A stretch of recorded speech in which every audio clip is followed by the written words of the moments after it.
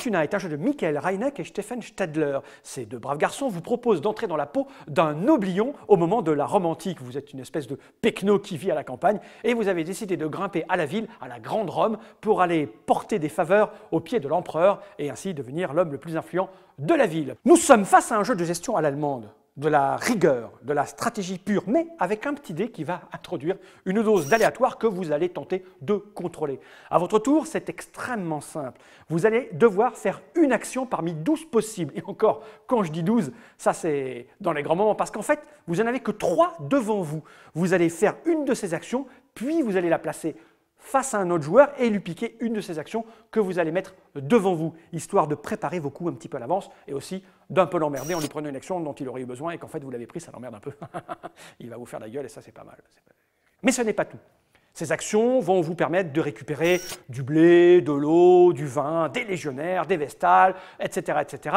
Puis il va falloir, une fois que vous avez fait ça, avancer vers le palais en tentant de répondre aux faveurs de l'empereur romain qui ne demande qu'une chose, c'est du blé, du vin, de l'eau, sacrifice de vestales et autres légionnaires. Ça tombe bien, c'est ce que vous avez dans votre besace. Devant vous, vous avez un petit plateau avec un dé, votre niveau de vestale et votre niveau de légionnaire. Pour pouvoir rendre des faveurs à l'empereur et avancer vers le palais, vous allez jeter le dé. Ce dé va vous indiquer quel type de faveur vous pouvez rendre à l'empereur. Le dé ayant 6 faces, il y a 6 types de faveurs. Seulement, vous allez jouer de 2 à 4 joueurs, ce qui signifie que certaines faveurs ne seront pas utilisées. Et là, il y a de la finesse et de la subtilité.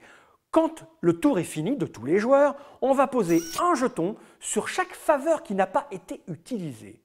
Plus tard, quand un joueur choisira ce type de faveur grâce à son lancer de dés, il pourra aller piocher des cartes dans la pile de pioche de cartes de bonus qui peut-être lui rapporteront des points en fin de partie. Encore plus fort. Par exemple, il y a un architecte dans le jeu. Quand on fait appel à l'architecte, on peut construire des bâtiments pour avoir encore plus de points et pouvoir piocher encore plus de cartes et les garder pour marquer encore plus de points à la fin de la partie. Ça, c'est bien, l'architecte. Bien sûr, il y a toujours un petit malin qu'atteint l'empereur le premier. La partie va quasi s'arrêter à ce moment-là. Chaque joueur va jouer un petit coup. Et puis, on va passer au comptage des points. Seuls les joueurs qui sont rentrés dans la ville vont marquer des points. Et là, vous vous dites, mais comment marque-t-on des points? Eh bien, c'est extrêmement simple. Vous partez d'un point de départ qui est votre province éloignée et vous vous rapprochez du palais. La distance que vous allez parcourir va vous rapporter un certain nombre de points. Plus vous vous êtes approché du palais, plus vous marquez de points. Ensuite, durant la partie, vous aurez pioché des cartes bonus. Ces cartes vont vous permettre de marquer des points en fonction de choses diverses et variées, comme par exemple le nombre de blé que vous possédez, le nombre de vins que vous possédez, le nombre de vestales que vous possédez, etc., etc.